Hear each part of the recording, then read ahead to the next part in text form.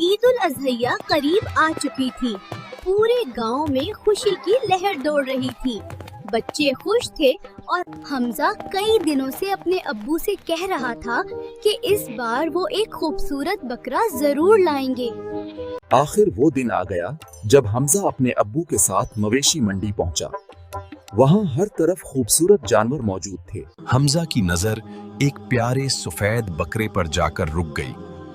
وہ چاند کی طرح خوبصورت تھا۔ حمزہ کے ابو نے وہ بکرا خرید لیا اور سب خوشی خوشی گھر کی طرف روانہ ہو گئے۔ گھر پہنچتے ہی سب بچے خوشی سے چلانے لگے، ہمارا بکرا آ گیا ہے۔ حمزہ نے پیار سے بکرے کا نام چاند رکھ دیا۔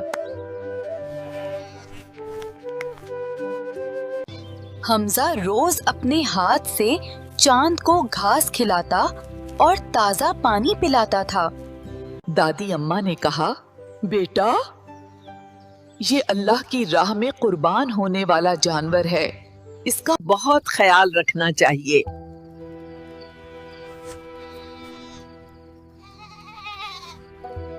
حمزہ نے اپنے دوستوں کے ساتھ مل کر بکرے کی صفائی شروع کر دی۔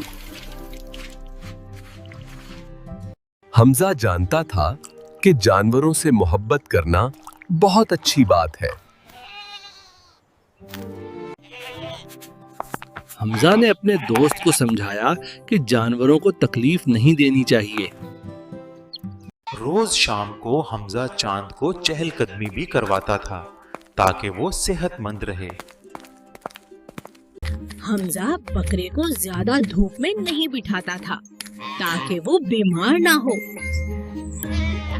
حمزہ کی امی نے اسے سکھایا کہ صفائی نصف ایمان ہے اور ساری صفائی کرنے میں بھی مدد کی ہے۔ آخر کار عید کی خوبصورت صبح آ گئی۔